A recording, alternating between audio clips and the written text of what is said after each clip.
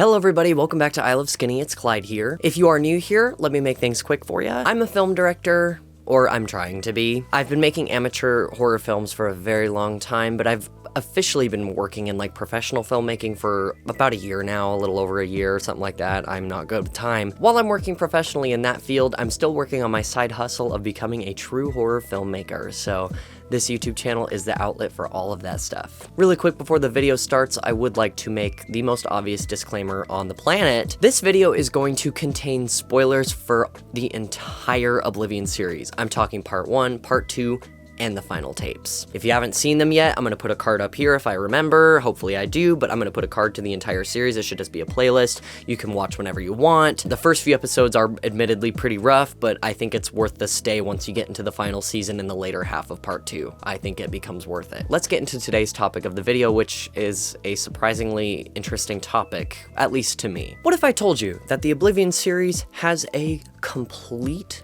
mystery main character? I'm not talking Megan Davis, I'm not talking J. Barry Smith, I'm not talking Natalie Martinez, I'm not talking about anybody, I'm not talking about the Cabin Troupe, I'm not talking about any of those people. This character is a legacy character, has been around for a very long time, the entire series, and is rarely talked about, if ever talked about, which is definitely my fault, but I'm here to bring that to a close today. Today we are going to be discussing Oblivion's mysterious, hidden main character, Officer Toni Myers. Before I get into details and about Officer Toni Myers, who he is as a character, I'm just gonna explain what this video is about. I'm going to be discussing every single instance that he shows up on screen, whether it's his voice, whether it's a mention. Anytime Officer Toni is in the story is going to be talked about today because it has actually quite a bit of significance, if you can believe it. And also, at the very end of this video, I'm going to have a chronological timeline of Officer Toni Myers and his adventure throughout the Oblivion series. Because, you know, we've seen Megan Davis, we've seen J. Barry Smith, we've seen every character from Oblivion, but Officer Toni Myers is just clouded in mystery, and hopefully I can clear that up. So let's get into it. The very first mention of Officer Toni Myers is in the very first episode of Oblivion, aka Missing. This was the first chapter of this series. I never thought it would go as long as it did. Big things come in small packages, I suppose. The very first mention of Officer Toni is through the words of Officer William Barry, aka J. Barry Smith's dad, aka my voice, but it's definitely not me. Officer Toni said that I should start logging my thoughts. It might help. So, you know, here I am. We got sent out there, me and Officer Toni both, and we both went inside of her house. We were ready to bust some guy. We were ready to just bust some asshole burglar who was just messing with this poor girl. But, when we got there... So in the first episode, Officer Barry and Officer Toni go to Megan Davis's house, aka when Megan Davis is discovered by the Collector in her own home, she calls the police, which Officer Barry describes as very panicked. However, once the duo gets to the house is spotless. Megan Davis is gone. It's like she was never there, and there was no fingerprints, no DNA, literally nothing. This starts Officer Barry's spiral into his obsession with the case, which later into this season, unfortunately gets him killed. What's important about Officer Toni is this establishes Officer Toni in the story. Officer Toni is basically the Rick to Officer William Barry, who I like to consider Shane of The Walking Dead. They're both little cop buddies. They've got a little bromance thing going on. It's heavily implied, and I mean, come on. Why not? Who doesn't love a good bromance, right? Officer Toni, through a lot of these domino effect scenes in the beginning of the series, like scenes that aren't as important in the beginning of the series, which become extremely important later in the series, Officer Toni is there for quite a few of them. So it's very interesting to look back on the series with this retrospect, looking at Officer Toni as a character. The next mention of Officer Toni Myers is in episode 2, Raid, aka the Officer William Barry episode. There's not much to Officer Toni in this episode. He is mentioned in the files that show in the middle of the episode, where Officer Toni is said to have stopped a shoplifter, as well as working speed traps with Officer Barry himself that day. Mind you, on this day, Officer Barry is later killed on this day when he is called to the Megan Davis house by the parents, and led into a death trap. Once again, a very important moment in this series is conveyed through Officer Barry, but Officer Toni was there. He was there during this building block, so like I said before, it's going to be a pattern, and you're just going to have to let me cook. The next mention of Officer Toni Myers is in the Season 1 finale, aka Megan, where we discover the truth about what happened to Megan Davis on that night and how she became the unofficial leader of Oblivion. Barry. Officer Barry. Barry, are you there? Officer, respond. Barry? Barry! The mention here isn't very subtle. This one, you actually get to hear Officer Toni's voice. And in this clip, he calls out to Officer Barry, "Where are you? Respond, officer, respond." AKA, Officer Barry's missing.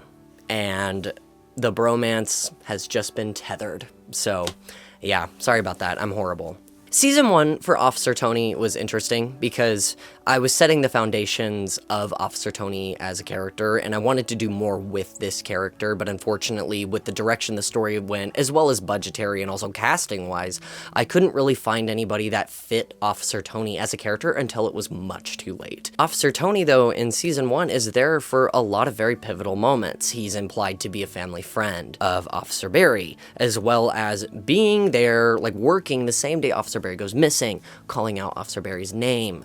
And his importance is going to spike when this series continues. We are now onto part 2, where things really start getting spicy, aka when we start following badass J. Barry Smith on the quest to find her father / avenge her father / I don't know. She was kind of nuts. The next mention of Officer Toni is very subtle. I'm gonna play the clip right now for you. This group of people is into some weird satanic crap, and I think it got my dad. And I'm not just gonna sit here and let it happen to another person. I'm gonna reach out to Toni tomorrow and bring it to the station. I think he'd rather enjoy having this little bit of information, no matter how strange it is. In this clip, J. Barry Smith is discussing the finds that she has about the cult when Ophelia Fitzgerald gives her the book and basically tells her, like, listen, like, this is the, like, cult significance, like, this, like, what I saw, what you've experienced, what your dad experienced, it's connected through this cult, like, the similarities are eerie. And Jay says that she's gonna show this to Toni later. Now, it sounds kind of like a throwaway line, but I was very particular in keeping that line, and I think Lex can remember I was like, keep that line. So this is actually 2 years after the disappearance of Officer William Barry, and the implication with Jay being like, hey, I need to show this to Toni, like, I think he's gonna like this information, basically implies that Officer Toni is also looking for Officer William Barry. And I think that adds kind of a heartbreak level aspect to this because Officer Toni still interacts with the family, with Cindy Smith, as well as Officer Barry's daughter, Jay. He wants the same thing that Jay wants. He wants closure. He wants to find his friend. He wants to find his bro. It's gonna hit him a lot harder than he initially thought. The next mention of Officer Toni Myers is in the Part 2 finale, aka Dad. Easily one of the most traumatic episodes of this series, in my opinion. I think we really outdid ourselves with this finale, and I'm very proud of it. In the beginning of this final episode,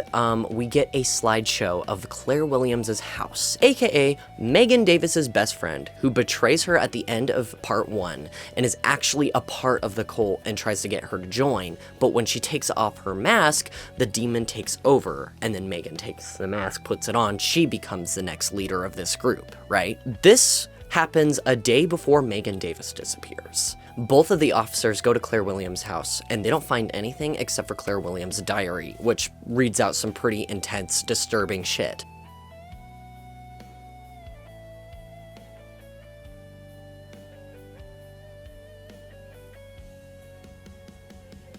Basically, the implication that Officer Toni and Officer Barry kind of know what's happening going into the Megan Davis case, and that's why Officer Berry gets so hyperfixated on Megan Davis, because it's way similar to the Claire Williams case, which is actually mentioned in part 1, mind you. It's a small scene, but it is talked about. So in part 2, Officer Toni doesn't have an appearance. He's only mentioned through like characters talking about him, and it's pretty rare, but there is an importance there, and there's a setup for the final tapes which is really important for Officer Toni as a character, because the final tapes really hone in on Officer Toni Myers and his goal as a character. So the final mention of Officer Toni Myers is in the series finale, aka episode 3, Her, of the final tapes. The longest episode of the series and one of the most harrowing of the series to make, and also writing-wise and just experience-wise, it's a pretty intense episode. And Officer Toni is the most important he's ever been in this episode, whether you notice it or not. In the very beginning of the episode, it is mentioned that Cindy discovers Jay's body after the events of part 2. 4 months after that, however, Officer Toni Myers discovers J. Barry Smith's camera concealed by the local Larnwick Lake. The Oblivion cult tried to hide these tapes. However, Officer Toni Myers discovered them. This is going to come into play later when I kind of go into what actually happened with Officer Toni Myers and why this is even a video and why he's so important, because he's a mystery. We never see him, we never see his face, we only hear him, and we only get mentions of him. But that mystery around that character is enough for me to say there is closure there, and also there is a story to be told. Near the end of the episode, when Natalie and Megan are having their confrontation after Natalie has just taken Thomas's life, Megan discusses Jay and talks about how Jay almost brought down her entire legacy, how people basically started finding out about the cult, how people started defending themselves from the cult, and the awareness eventually led the cult to die out to this point. The reason I'm bringing this up is because Megan doesn't talk about Toni at all in this, but there's an implication that I will get into later with Officer Toni, which is really important. The final mention of Officer Toni Myers, and actually the final scene of the whole series, is Officer Toni Myers sitting down with a possessed or not possessed Megan Davis in an interrogation room.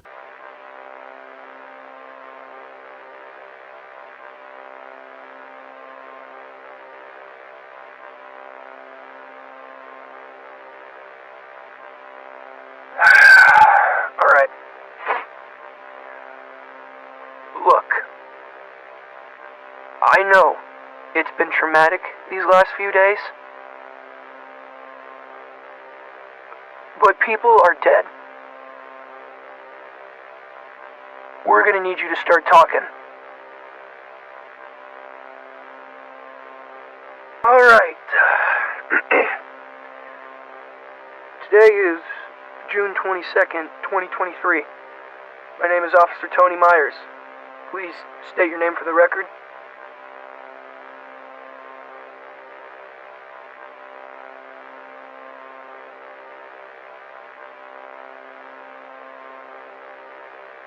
This scene is really important because it's a full circle moment, and I will get into that. So now that we've went into every single Officer Toni Myers moment in the series, let's discuss his character and let's talk about what he went through during the 4 years that Oblivion took place. So Officer Toni Myers is around the same age as Officer Berry. They're both young, they both sound young, that's on purpose. I wanted there to be this rookie aspect to the police officers that in turn makes us a little more scared for them and also makes us a little more vulnerable through their eyes. And it applies just as much to Officer Toni Myers as it does Officer Barry Smith, aka Officer William Berry. There's a lot of names in this series. Sorry guys, it's been a minute since I've wrote for Oblivion, so sorry if I'm rusty. But Officer Toni Myers basically loses his friend. Like we had discussed, he loses his Shane, he loses his buddy, his best buddy, and his best buddy goes missing, never found again. Officer Berry is never found, and Officer Toni has to carry this weight. For the entirety of part 1, I was actually setting up Officer Toni Myers to be more of a character, and like I said before, with scrapped content with Oblivion, because Oblivion has so much scrapped content, Officer Toni Myers was going to be a lot more important. I believe he was actually going to have a mainstay role in part 2 in the very first draft drafted the script. But eventually I wanted to shift the focus on J. Barry Smith, and I wanted to kind of isolate the world and keep it on Jay. That way it felt more tragic what happens to her, and the lore feels more impactful. So I think in that regard, I think it was the right choice to leave Officer Toni out of the main narrative. He still has a ton of lore importance in this series. So 2 years after Officer Barry disappears, Officer Toni is basically in the same boat as Jay. It's implied, of course, but when I'm writing this, I know that because I made this. I wrote this frickin' script, bro. I wrote this whole series. I know it happens. He's on a mission as well. The same mission as Jay. The same mission as every character who lost someone to Oblivion in this series, is to find their loved one and find out who the hell the Oblivion cult is. And while J. Barry Smith gets her story highlighted, Officer Toni doesn't, but he's still searching for his friend. So now we go into season 3. By this point in the series, Officer Toni Myers is literally so traumatized. I mean, how do you not? Your best friend disappears, and then 2 years later, you find your best friend's daughter dead. Basically, your best friend's family is gone, and the only remnant of that is Cindy Smith. The thing about Officer Toni Myers is he doesn't give up. Officer Toni, basically, the implications with the final tapes and what I wanted to show was that Officer Toni never gave up. A big aspect of the final tapes, and especially the final episode, Her, is the aspect of giving up and letting go. And that shows up in multiple ways. Obviously, there's Megan Davis trying to let go of, the possession that has overcome her. There's Natalie trying to let go of her grief and let go of the truth of what happened with her and Carolyn. There's lots of themes of letting go and letting things be. And Officer Toni just can't let things be, and that's why he's so important. Officer Toni, basically, at this point in the series, is the reason why Oblivion is so small. Jay has a big hand in this, because Jay's death goes, citywide, people find out about it, people start getting wind of, really what's actually happening in the town, and start defending themselves. And that in turn gets cult members killed, that gets publicity out, it makes less hiding places for Megan and her crew. So by the time we see the Oblivion cult in the final tapes, it makes perfect sense for them to be such a small, tight-knit group. And that's why Megan Davis is so desperate in the final tapes to keep everyone alive, because that's all they have. They are the only surviving carriers of Oblivion and of that possession, and Megan takes her job very serious, although some people don't, which is another interesting video I would like to make one day. So one of the biggest scenes that I want to come back to is what I mentioned before, when Megan and Natalie are talking, and Megan talks about oh man, the cult is dying off, she almost ended our whole legacy with Jay. And of course Jay is a big contributing factor, but it wasn't just Jay. This absolutely was Officer Toni as well. The implication here is once Jay passed away, Officer Toni also kept the word going. He's one of the reasons why the death was so public. He's one of the reasons why everyone knows about the cult now, and why they have the, they know how to defend themselves now and how to seek out these hiding spots and basically drive Oblivion to extinction. And Officer Toni has a really big part to play in that. So when the end of the entire series plays, and it's a final scene between Megan Davis and Officer Toni Myers, it is a full circle moment. And you can understand why maybe Officer Toni Myers is he just has so much animosity towards Megan Davis. He doesn't want to be around her. He doesn't want to talk to her. He literally lectures her. He just wants the truth. He just wants to know what happened. And before he can find out, before we know if Megan's still possessed, it ends.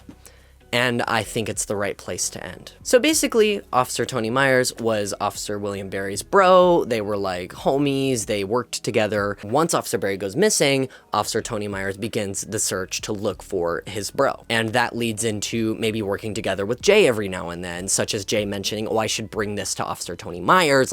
He will really like this information. So the implication that Toni, since Officer Barry has disappeared, is still looking for his friend. And even after Jay has passed away, Officer Toni Myers is still looking and discovers the tapes, which play a big hand into how Megan Davis ends. And in the very end, when Megan Davis is stabbed by Natalie and goes unconscious and wakes up in the hospital and is the only survivor of the whole season of the final tapes, Officer Toni Myers is going to be there.